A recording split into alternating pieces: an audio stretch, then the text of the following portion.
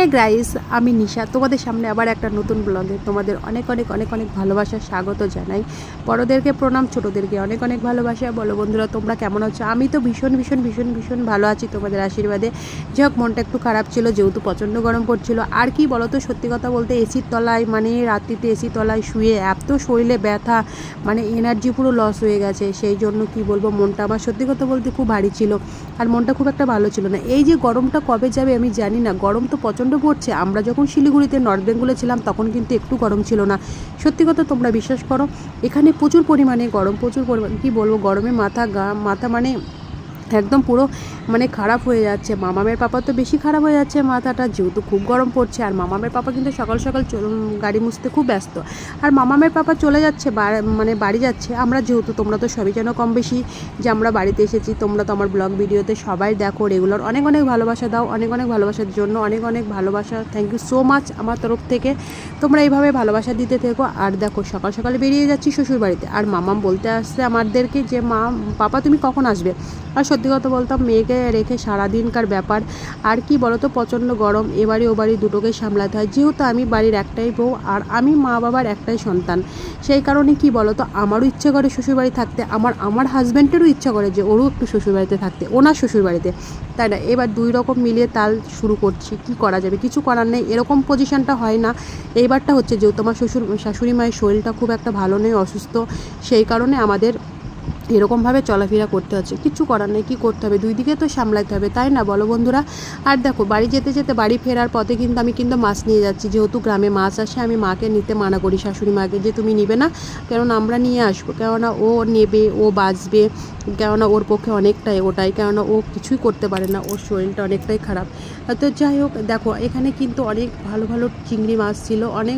সেদিনকে হঠাৎ আমার ইচ্ছে হলো পাঙাশ মাছ খাওয়ার জন্য, সেই জন্য পাঙাশ মাছ খেতে কিন্তু আমার মামামের পাপা প্রচণ্ড ভালোবাসে আর আমারও খুব ভালোবাসে, সেই জন্য পাঙাশ মাছ নেওয়া হয়ে গেছে। আর এই ভিডিওটা দেখতে থাকবে, স্কিপ করবে না। তোমাদের এই ভিডিওর মাধ্যমে একটা কথা বলবো, তোমরা কম বেশি আমাকে কিন্তু অনেক কমেন্ট বক্সে যে দিদিভাই তুমি ষষ্ঠীর কেন ব্লগ ভিডিও দিলে না, ষষ্ঠীর ভিডিও কেন দিলে না, জামাই ষষ্ঠীর কেন ভিডিও দিলে, দাদাভাই কি জামাই ষষ্ঠী করতে আসেনি, এরকম কমেন্ট বক্সে অনেক কমেন্ট আসতেই থাকে আমার কমেন্ট বক্সে। তো দেখো, এই ভিডিওর মাধ্যমে তোমাদেরকে আমি সবটাই জানাচ্ছি। তো দেখো, ষষ্ঠীর ষষ্ঠীর দিন ছিল প্রচণ্ড গরম, আমার কিন্তু হয়ে ওঠেনি, প্রচণ্ড গরম ছিল সেই দিনকে, কিন্তু আমার পেরে ওঠেনি। আর শরীরটা প্রচণ্ড খারাপ ছিল মামামের, যেহেতু আমি ষষ্ঠী গাছে গাছে দর্শন করতে যেতে পারিনি টাইমে। আর মামামের জানি না কি হয়েছিল, মামামেকে কিন্তু পিঁপড়েই খেয়েছিল। তার আগের দিনকে মায়ের কাছে ছিল, ফুল তুলতে গিয়ে পিঁপড়ি খেয়েছিল। মামামের কিন্তু পুরো গায়ে মানে অ্যালার্জি টাইপের পুরো ভরে গেছিলো, সেই কারণে মামামের শরীরটা অনেকটা খারাপ ছিল। যেহেতু মামাম শুয়েছিল, আর মেয়ে শুয়ে থাকলে মায়ের কোনো দিন ইচ্ছে করে যে এরকমভাবে ভিডিও করা বা ফটোশ্যুট করা বা ভিডিও করা। তার জন্য অনেক পূজা হয়ে যাওয়ার পরে ষষ্ঠী মাতাকে আমি প্রণাম করে চলে এসেছি, সেই জন্য আমি কোনো ভিডিও দিতে পারিনি বা ভিডিও আমি ফোনে কোনো ওঠাইনি যে তোমাদের সাথে যেটুকু শেয়ার। দেখো, আমার লাইফে কি হয় না হয় তোমাদের সবটাই শেয়ার করি, তোমরা কিন্তু সবটাই জানো।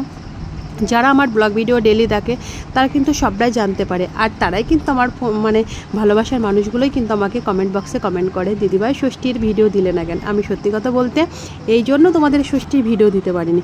তা তোমরা খারাপ ভেবো না, অ্যাটলাস্ট বাট এবার থেকে যা হবে আমি তোমাদের সব কিছুই দেবো, শেয়ার করব। আর মেন কথা হচ্ছে কি বলো তো, মামামের সত্যি কথা বলতে শরীরটা ভালো ছিল না, সেই কারণে আমি ভিডিও দিতে পারিনি। তো এটাই ছিল আর কি। দেখো, দেখতে দেখতে কিন্তু অনেকটা মানে লেট হয়ে গেছে। মামাম কিন্তু ঘুম থেকে কি বলবো উঠতে অনেক লেট করে। মামামের এখন স্কুল ছুটি, তোমরা তো সবাই কম বেশি জানো। মামামকে কিন্তু আমি বাড়ি এসে, এর আগে যখন বাড়ি এসেছিলাম তখন তোমরা ব্লগ ভিডিও দেখেছো কিনা বলতে পারবো না, ব্লগ ভিডিও অবশ্যই দেওয়া আছে। মামাম কিন্তু স্কুলে অ্যাডমিশন করিয়েছিলাম, যে আমি কবে কোয়ার্টারে যাব কি যাব না, যাব বলে কতদিন পরে কোয়ার্টার পাবো, কেন পাবো না, সেই জন্য হয়তো আমি মামামকে বসিয়ে রাখবো না বলে, সেই জন্য আমাদের টেওটোতে স্কুলে মামামকে ভর্তি করানো হয়েছে। তো মামামের স্কুল খুলবে সোমবারে, এখন তো গরমের ছুটি সবাই জানো। তো মামামের সোমবার থেকে স্কুল খুলবে, সেই জন্য মামাম কিন্তু আমি এখন একটু পরিমাণে বিরক্ত করি না। মামাম যতক্ষণ ইচ্ছে হয় ততক্ষণ মামাম ঘুমায়। মামামের স্কুল হচ্ছে মর্নিংয়ে, সেই কারণে মামাম কিন্তু সকালে প্রত্যেকদিন মামামকে উঠাতে হয়, সেই কারণে মামামের যত খুশি ততটুকুই ও শুয়ে থাকে। মামাম কিন্তু এমনি লেটে ঘুমায়, রাত্রিতে অনেক লেটে ঘুমায় আমার মেয়ে, সেজন্য এবার স্কুল নেয়, সেজন্য হয়তো রাতে অনেক রাতে হয়তো ঘুমায়, সেই কারণে বাজে উঠতে পারে না।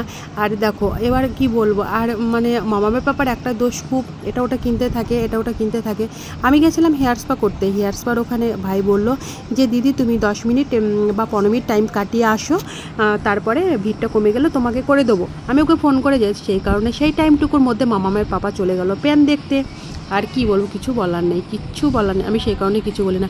আর এদিকে দেখো আমি কিন্তু রান্না করতে খুব ব্যস্ত, আমি কিন্তু রান্না করছি, পেঁয়াজ কাটছি, এদিকে কিন্তু চোখে জ্বালাপোড়া করছে, জ্বলছে, কি করা যায়, মেয়ে মানুষ তো, মেয়ে মানুষকে তো সব কিছু করতে হবে বলো।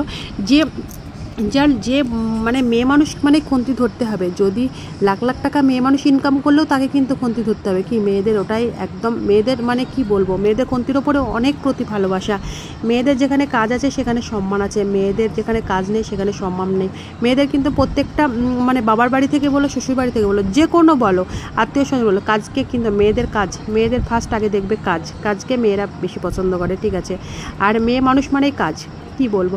সত্যি কথা বলতে ব্লগটা, আমার ভিডিওটা ভালো লাগলে অবশ্যই তোমরা জানাবে, আর দেখতে থেকো, ভুলো না, আগের মতন ভালোবাসা দেবে। প্রত্যেক দিন তোমাদের সাথে ব্লগ ভিডিও শেয়ার করব।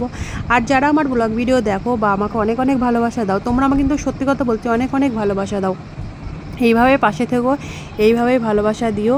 কি বলবো আর কিছু, কি মানে গরমে তো আমার কি বলবো, একদম তো মানে শরীর পুরো খারাপ হয়ে যাচ্ছে। চলো বাই বাই।